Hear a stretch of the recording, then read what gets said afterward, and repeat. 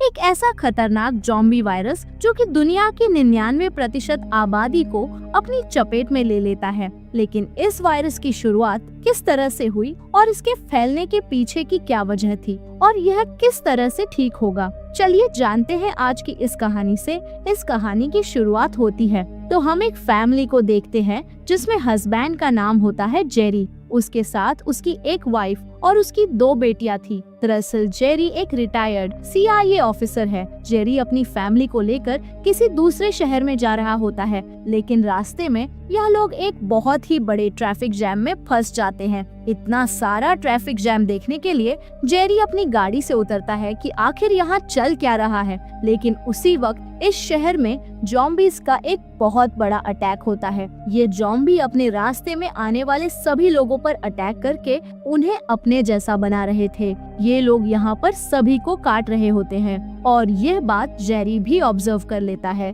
कि जब भी ये ज़ॉम्बी किसी इंसान को काटते हैं तो वो इंसान 15 ही सेकंड में ज़ॉम्बी बन जाता था और यह ज़ॉम्बी वायरस बहुत ही तेजी से फैल रहा है। खैर, अब किसी तरह से जेरी अपनी फैमिली को बचाकर यहाँ से बाहर निकल जाता है। खैर, अब जेरी जब अपने परिवार को बचाकर रास्ते में जा रहा होता है तभी उसे उसके एक दोस्त की कॉल आती है और उसका यह दोस्त भी CIA का ही एक हिस्सा था। वो जेरी को एक जरूरी काम बताता है और जेरी भी उसे अपनी फैमिली की हिफाजत के लिए मदद मांगता है। अब जेरी का दोस्त भी उसकी मदद करता है, इसलिए जेरी अपनी फैमिली को लेकर एक बिल्डिंग तक पहुंच जाता है, क्योंकि दरअसल उस बिल्डिंग की छत पर एक हेलीकॉप्टर आना था जो कि इन्हें रेस्क्यू करेगा। खैर, जब ये लोग बिल्डिंग में जा रहे होते हैं तो आसपास के बहुत सारे लोग ज़ॉम्बी बन चुके होते हैं जो कि बाकी लोगों पर अटैक कर रहे थे और तभी उन्हीं में से एक ज़ॉम्बी जेरी पर भी अटैक कर देता है।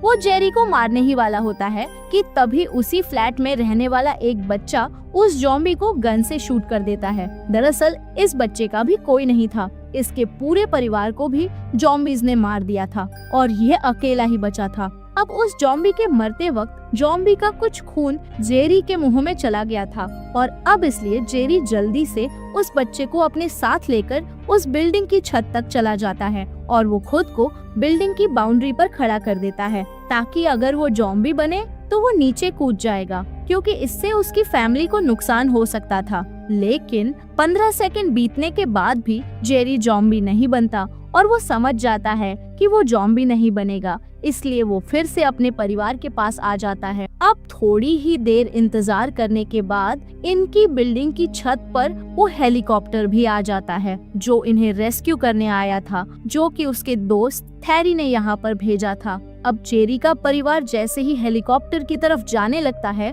यहाँ पर बहुत सारे ज़ॉम्बीज आने लगते हैं, लेकिन हेलीकॉप्टर में बैठे कमांडो उन ज़ॉम्बीज को अपना निशाना बनाने लगते हैं और जेरी अपने परिवार के साथ सही सलामत हेलीकॉप्टर में बैठ जाता है और इन्हीं ज़ॉम्बी की फौज में से एक ज़ॉम्बी जेरी के हेलीकॉप्टर पर भी लटक जाता है, लेकिन कमांडो से भी शूट करके नीचे गिरा देते हैं, जिसके बाद यह लोग उन्हें सही सलामत एक शिप पर ले आते हैं जहां पर कि बाकी के सर्वाइवर्स भी थे। यहाँ पर जेरी अपने दोस्त थेरी से भी मिलता है जिसने उसकी मदद की थी। जेरी का दोस्त थेरी बताता है कि ये इन्फेक्शन लगभग हर देश, हर मुल्क में फैल चुका है। तमाम देश इस वायरस को रोकने की कोशिश कर रहे हैं, लेकिन सारी कोशिशें नाकाम हो रही हैं। लोगों के बीच वायरस फैल गया है, खाने पीने की भारी कमी हो रही है, हर देश की ट्रांसपोर्टेशन और बाकी सारी सेवाएं भी बंद हो चुकी है, जिस वजह से रेलवे, एयरपोर्ट्स और रोड भी पूरी तरह से बंद हो चुके हैं। यहाँ पर थेरी जेरी को यह भी बताता है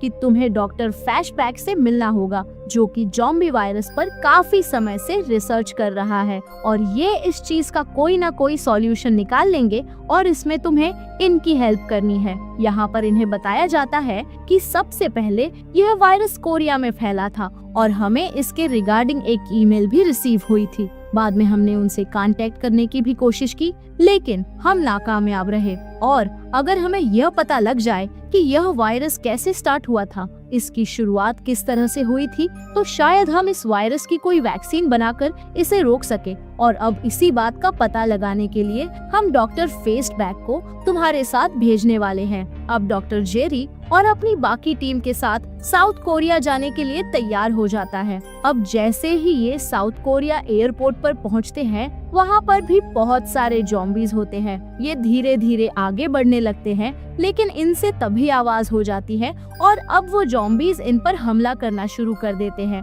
अब ये पूरी टीम इनका मुकाबला करती है और बहुत सारे ज़ॉम्बीज को मार डालती है। लेकिन डॉक्टर फ्लैशबैक, जो कि हमेशा लैब में ही रहा करता था, वो यह सब देखकर बहुत डर जाता है और डर के मारे वो फौरन वापस प्लेन में भागते हैं। और इसी बीच उनका पैर फिसल जाता है और उनके हाथ में जो गन होती है वो चल जाती है और एक्सीडेंटली उनकी जान चली जाती है। अब क्योंकि डॉक्टर तो मर चुका था, लेकिन जेरी अपनी बाकी की बची हुई टीम के साथ साउथ कोरिया के हेल्थ सेंटर में पहुंचते हैं, जहां से ये केस पहली दफा फैला, यानी जहां से ये वायरस स्टार्ट हुआ था। यहाँ पर एक ऑफिसर जेरी को बताता है कि ये जो तुम बॉडी देख रहे हो, ये जो डेड बॉडी तुम्हारे सामने पड़ी है, ये ज़ॉम्बी वायरस का सबसे पहला विक्टिम था। जेरी उस ऑफिसर से पूछता है कि आखिर इस आदमी को पहली बार किस चीज ने काटा था जिससे यह ज़ॉम्बी बना, लेकिन उन ऑफिसर्स के पास भी इस बारे में ज्यादा कोई जानकारी नहीं थी। इसके बाद ये सभी लोग यहाँ से वापस जाने लगते हैं, तो वहीं जेल में बैठा एक पागल सा कैदी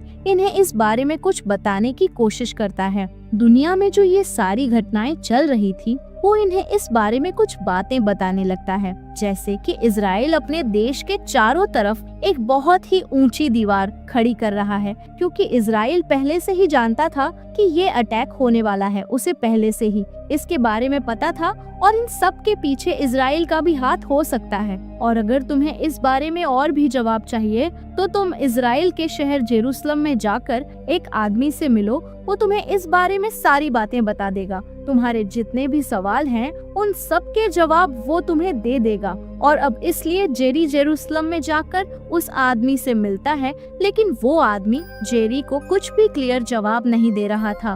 और जब ये लोग इस बारे में बात कर रहे होते हैं तो वहाँ के लोकल लोग अपना कोई त्योहार मना रहे थे, जिसमें वो गाने गा रहे होते हैं और बहुत शोर कर रहे थे। अब जेरी उन सभी को रोकने की कोशिश करता है, क्योंकि वो जानता था कि जहाँ पर शोर होता है वो ज़ॉम्बी खींचे चले आते हैं। लेकिन यहाँ पर उसकी बात कौन सुनने वाला था। इन्हें लग रहा था कि हम अपनी दीवारों की वजह से सुरक्षित हैं, लेकिन वही हमें दीवार के पीछे दिखाया जाता है, जहाँ पर बहुत सारे ज़ॉम्बी इनके तरफ बढ़ रहे थे। और धीरे धीरे वो सभी ज़ॉम्बी एक के ऊपर एक चढ़कर उस दीवार के ऊपर तक पहुँच जाते हैं, जो इजराइल अभी तक इस दीवार की वजह से सेफ था। अब वो ज़ॉम्बी उस दीवार को पार कर जाते हैं। वो ताबड़तोड़ दीवार से नीचे गिरकर लोगों पर हमला करना शुरू कर देते हैं और यहाँ पर भी सभी लोग धीरे धीरे ज़ॉम्बी बनना शुरू हो जाते हैं। लेकिन हम यहाँ पर एक अजीब चीज नोटिस करते हैं कि सभी इफेक्टेड हुए ज़ॉम्बी बाकी लोगों पर तो हमला कर रहे थे, लेकिन यहाँ पर कुछ लोग ऐसे भी थे जिन्हें वो छोड़ रहे थे, यानी वो कुछ लोगों पर अटैक कर ही नहीं रहे थे, जैसे वो उनके सामने ही ना हो। जेरी इस चीज को नोटिस कर लेता है और इसके पीछे की क्या हकीकत है यह हमें आगे पता चलेगा कि आखिर ऐसा क्यों हो रहा है। तभी वहाँ पर यहाँ की लोकल आर्मी का एक बड़ा सा प्लेन जाता है। खैर, अब जेरी और उसकी टीम को यहाँ से बचा लिया जाता है और अब जेरी यहाँ इस प्लेन में आकर बैठ जाता है। लेकिन यहाँ प्लेन में बैठने के बाद ही उसे कुछ हलचल सुनाई देती है और जब वो प्लेन के पीछे वाले हिस्से में जाकर देखता है तो देखता है कि वहाँ पर भी कुछ लोग इफेक्टेड हो गए हैं, जो कि बाकी सबको इफेक्टेड कर रहे थे। वो सभी एक दूसरे को काट रहे थे और यह वायरस तेजी से प्लेन में फैल रहा था। ये सभी लोग अपने सामान से प्लेन के पीछे वाले हिस्से के दरवाजे को बंद कर देते हैं ताकि उन ज़ॉम्बीज को ये लोग नजर नहीं आए। लेकिन तभी एक आदमी से यहाँ पर सामान गिर जाता है, जिस वजह से शोर हो जाता है और वो ज़ॉम्बी उसे देख लेते हैं। वो इसकी तरफ दौड़े चले आते हैं और वो आगे वाले हिस्से में भी आकर सभी लोगों पर हमला करने लगते हैं। अब जेरी और बाकी लोग इस सिचुएशन से बचने की कोशिश करते हैं, लेकिन एक वक्त ऐसा आता है कि जेरी से भी ये सब हैंडल नहीं हो पाता और वो एक ग्रेनेड निकालकर प्लेन में फेंक देता है। क्योंकि ये प्लेन उड़ रहा होता है तो ग्रेनेड की वजह से प्लेन में एक बहुत बड़ा होल हो जाता है और ये प्लेन अब नीचे क्रैश होने लगता है। अब ये प्लेन नीचे आकर क्रैश हो जाता है और इस प्लेन क्रैश में सिर्फ 2 ही लोग बचते हैं, एक जेरी और एक फीमेल ऑफिसर जिसका नाम सिगेन है। ये दोनों काफी घायल तो हो चुके होते हैं, लेकिन बड़ी ही मुश्किल से ये दोनों WHO की फैसिलिटी तक आ जाते हैं। अब अंदर आने पर जेरी के जख्मों का इलाज किया जाता है और यहाँ का एक डॉक्टर जेरी के यहाँ आने का मकसद पूछता है, जिस पर जेरी कहता है कि मैं यहाँ पर एक वैक्सीन के लिए आया हूँ ताकि इस वायरस को रोका जा सके, जो कि बहुत ज्यादा इफेक्टिव हो लेकिन जानलेवा ना हो। क्योंकि मैंने एक बात नोटिस की थी कि जब भी ज़ॉम्बी बाकी इंसानों पर हमला करते हैं तो वो कुछ लोगों को ऐसे छोड़ देते हैं जैसे वो उनके सामने ही ना हो। वो उन्हें अनदेखा कर देते हैं, यानी जिन्हें वो ज़ॉम्बी नहीं काट रहे हैं उन्हें पहले से ही कोई बड़ी बीमारी है और इसलिए ये ज़ॉम्बी उन्हें छोड़ देते हैं, क्योंकि ये ज़ॉम्बी सिर्फ एक हेल्थी स्वस्थ शरीर को ही अपना शिकार बनाते हैं। ये ज़ॉम्बी अपना वायरस सिर्फ हेल्थी लोगों में ही फैलाते हैं, क्योंकि वायरस इसी तरह से काम कर रहा है। ये किसी बीमार शरीर को अपना शिकार नहीं बना रहा है, क्योंकि उस बीमारी की वजह से इस वायरस का असर उस बॉडी पर नहीं हो रहा। अब यहाँ के जो डॉक्टर होते हैं वो कैरी से कहते हैं कि हमें तुम्हारी थ्योरी को प्रूफ करने के लिए एक सबूत चाहिए। हम ऐसे ही तुम्हारी बातों पर यकीन नहीं कर सकते, यानी कि हम में से ही कोई आदमी अपने अंदर कोई बैक्टीरिया इंजेक्ट करके उन ज़ॉम्बीज के बीच जाए और अगर वो ज़ॉम्बी उस आदमी पर अटैक नहीं करेंगे तो इसका मतलब ये है कि तुम्हारी थ्योरी एकदम सही है। अब ये काम करने के लिए जेरी तैयार हो जाता है, लेकिन प्रॉब्लम ये थी कि ये बैक्टीरिया वाली वैक्सीन जहाँ पड़ी हुई थी वो फैसिलिटी के उस हिस्से में थी जहाँ पर कि सभी लोग ज़ॉम्बी बन चुके थे और अब इसीलिए ये लोग बैक्टीरिया वाली वैक्सीन हासिल करने के लिए उस हिस्से में जाते हैं। लेकिन तभी यहाँ पर शोर हो जाता है और सभी ज़ॉम्बी इन पर अटैक करने के लिए बढ़ने लगते हैं। अब जेरी के बाकी साथी यहाँ से भागकर अपनी जान तो बचा लेते हैं, लेकिन जेरी अभी भी उसी हिस्से में होता है। जेरी उन ज़ॉम्बी से लड़ता है और वो किसी तरह से अपनी जान बचाकर एक सेफ जगह पर आ जाता है और जेरी इसी जगह के लिए आया था। यहीं पर वो सारी बैक्टीरिया वैक्सीन पड़ी हुई थी। अब जेरी वो वैक्सीन उठाकर यहाँ से आने लगता है कि तभी गेट पर एक ज़ॉम्बीज आ जाता है। अब जेरी बिना किसी साइड इफेक्ट की परवाह करते हुए ये फैसला करता है कि वो खुद ही यह वैक्सीन अपने ऊपर ट्राई करेगा। अब जेरी वो वैक्सीन अपने ऊपर ट्राई कर लेता है और खुशकिस्मती से उसका यह आइडिया काम कर जाता है। अब वो ज़ॉम्बी से कुछ नहीं कह रहे थे, वो सामने खड़ा ज़ॉम्बी जेरी पर बिल्कुल अटैक नहीं कर रहा था, जैसे वो उसके सामने ही ना हो और यह ज़ॉम्बीज उस इंसान पर अटैक नहीं करते जिसके अंदर बैक्टीरिया हो या वह आदमी किसी खतरनाक बीमारी का शिकार हो। अब जेरी यहाँ शोर मचाकर सभी ज़ॉम्बीज को बुला लेता है और सीना तानकर उनके बीच से निकलता हुआ आ जाता है। वो ज़ॉम्बीज उसे कुछ नहीं कह रहे थे, वो उन ज़ॉम्बीज के लिए गायब हो गया था। वो उन वैक्सीन्स को लाकर यहाँ के डॉक्टर्स को दे देता है। सभी लोग बहुत खुश हो जाते हैं कि उन्हें इस बीमारी का इलाज मिल गया है, यानी कि अब उनके पास इस बीमारी का इलाज है।